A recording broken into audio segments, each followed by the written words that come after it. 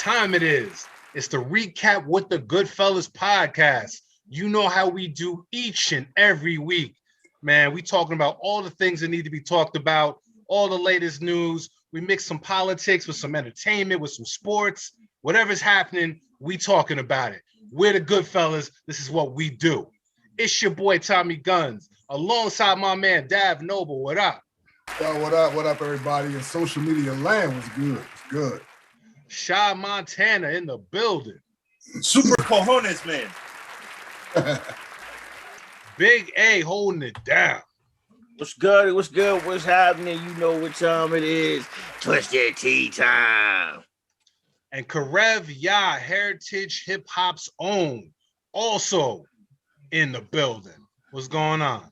Never in fear, salvation. All right, man. So we're about to get political real quick. 2021, new administration, new era.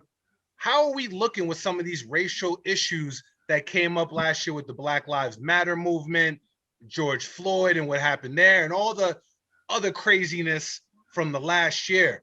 Recently, the House just passed a bill, the George Floyd bill. I mean, that's not the exact name of it, but, you know, inspired by him, addressing changes with the policing, the police force, and different aspects that they want to change for the better. So there's a lot of stuff going on. We're here to talk about it. Dav Noble, 2021, new administration, new era. How are we looking for some of these racial issues that need to be addressed? Do we see any progress, or is it the same old, same old? Well, obviously, change takes time, and we started to see some resemblance of progress.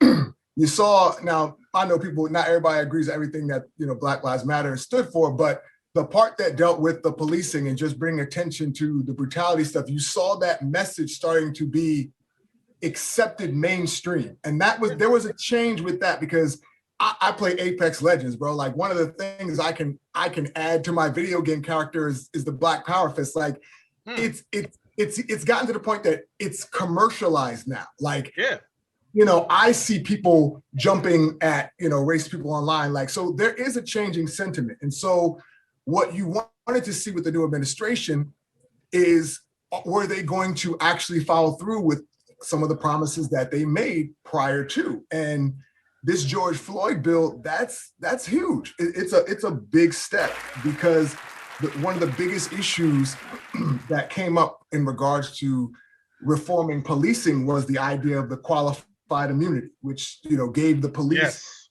broad protections against being lawsuits or being able to be prosecuted for certain actions. And this bill seeks to end qualified immunity.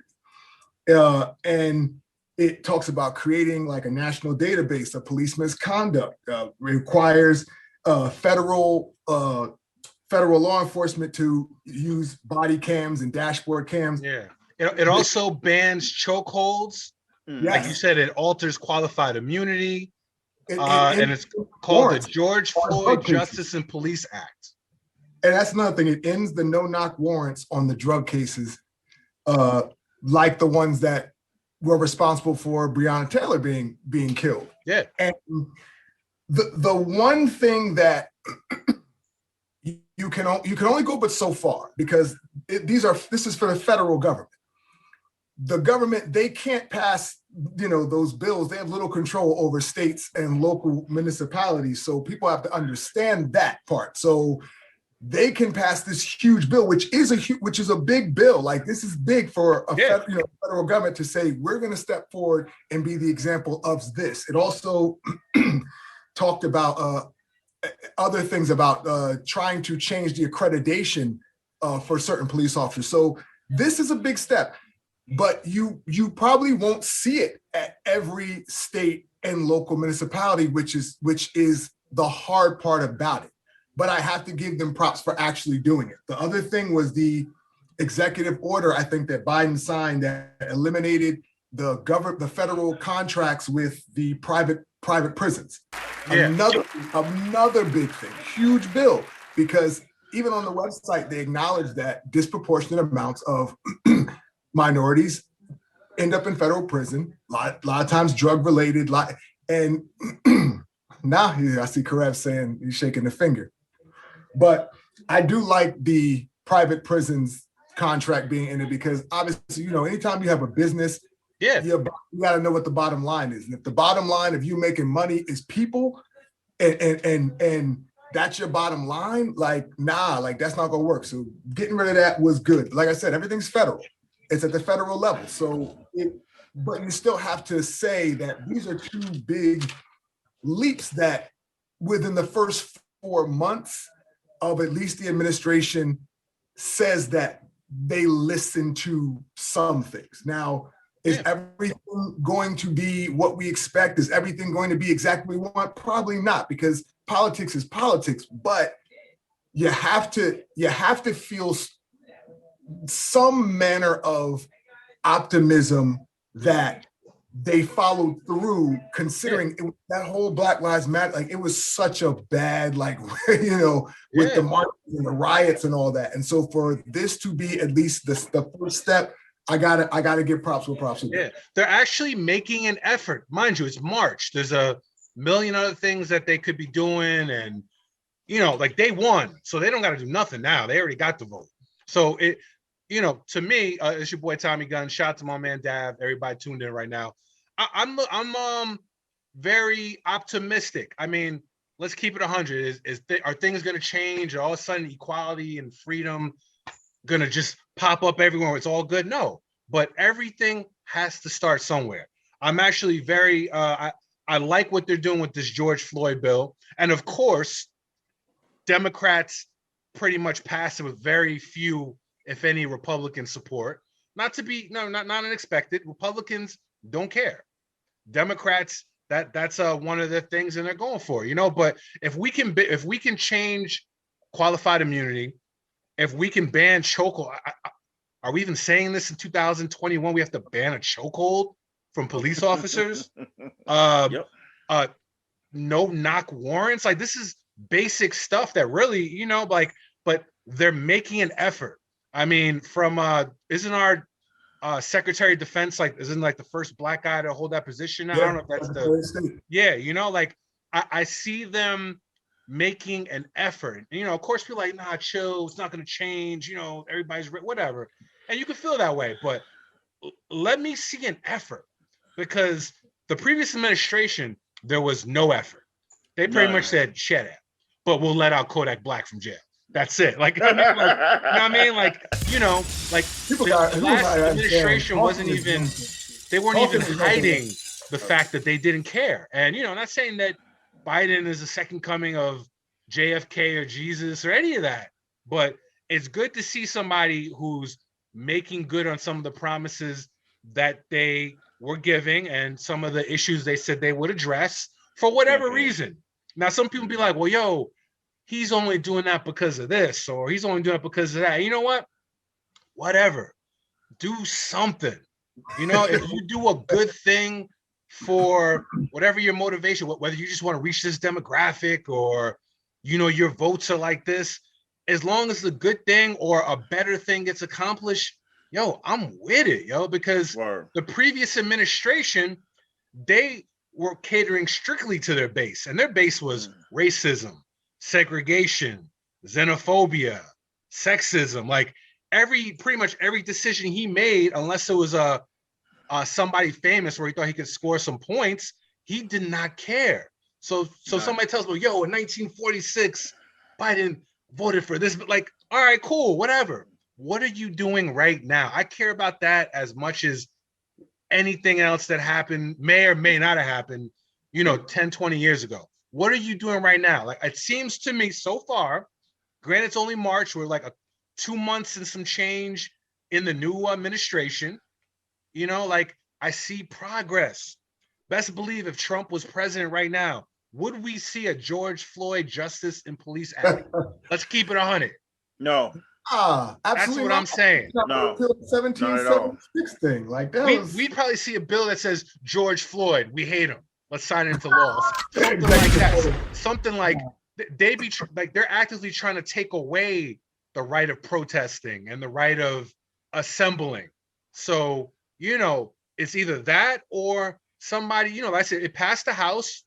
Let's keep it 100. It may or may not pass the Senate because, it has, I think it has to get the 60 vote threshold, but it's a start. Everybody, you want to know, everybody who voted for Biden, you want to know, like, maybe you were on the fence. I don't know, whatever. Like, this has got to be some progress. Is the world change? Has the world changed? No. Is racism over? Nah. But is it a start? So far, so good. You gotta have legislation. You gotta have legislation. You can talk all you want. And that was my thing, even with the whole Black Lives Matter marches. It's like you can have a million marches, but until you actually get something on the books, like until you actually get some laws on the books, then nothing's gonna change. I mean, you still gotta follow the laws and interpret the law and uphold the law. You know what I'm saying? But at least, I mean, I'm sure there was a law that says you couldn't storm the Capitol either. And look what happened. Yeah, I mean, But Big A, how do you feel about the progress so far in the new administration in the new year? Are you hopeful with what you've seen so far, or whatever? Well, to address your original opening question, do we see progress? Yes, we do see progress from the inaugural speech of our current President Joe Biden. He opened up with a different mantra than our predecessor president, where it was more of a unification than we're going to go back to the old ways, making America great. He addressed it from the beginning, and then he showed not by words, but also by his deeds and the entourage of his inauguration, the overall inauguration. You saw the diversity, you heard the diversity and in his speeches and the people that he had there. Now going towards the laws and things that he promised. One of his biggest things where he had a lot of support was the changing of getting rid of student loans and whatnot. He kind of crumbled under the pressure of Congress because you had a lot that didn't agree with him on that purpose. He also never said he was going to get rid of student loans, by the way. It wasn't totality of getting rid of it, but it was eventually he wanted to get the reform that what's my man's name that had the meme with his hand folded. I can't think of his name right now. Bernie Sanders. He wanted to indoctrinate the theories of Bernie Sanders into his administration, and that was literally he literally quoted some of the words of Bernie Sanders, which got a lot of Sanders supporters to support him. So that's progression and digression. Now the George Floyd, the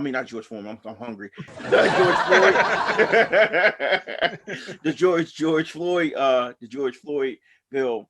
What I like more about the bill, because I'm reading here on Congress, on the Congress website, is the best thing about it is they're making a national police misconduct registry, which they never did. They had it as far as like FBI, like I know people that work in different high ups, like it's on record what police officers do, but it's not made for the public.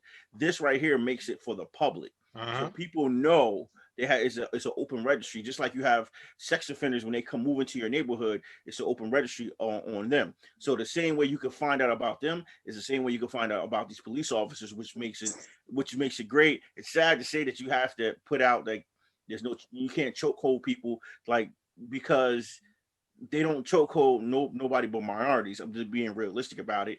And these things that are put in effect are to kind of protect, not even kind of to protect minority people, because most white people don't go through the things that most minorities go through upon getting arrested. Like, let's be realistic, very realistic about it. So this is a move in progression in the right direction. Hopefully our Senate sees it the same way as Congress projected it, because this bill was actually done June 8th, 2020. It was actually proposed in Congress on June 8th of last year. So it's just now getting through the system, and now it's going to be seen by the Senate. So, the Senate could push, and they could push for it, or they could go against it. The one thing that was very controversial about the whole thing, that they warned, it was on the news today, but it was known that this bill was going to be being pushed, and a lot of people of Trump supporters, it was put out on the internet that they were going to try to do something as they did January 6th to kind of prohibit this bill to go forth. That's why they pushed for it last night through Congress unexpectedly to get through it before the mainstream got their nose to it. So, it's obviously something big. People feel very strong about whether they're for it or against it. So I think it's a good sense of trying to go in the right direction, even looking at the administration of Joe Biden. So that's all I'm gonna say. Give somebody else the floor. It's a good start. Karev Yah. I Hey, see you shaking your head over there.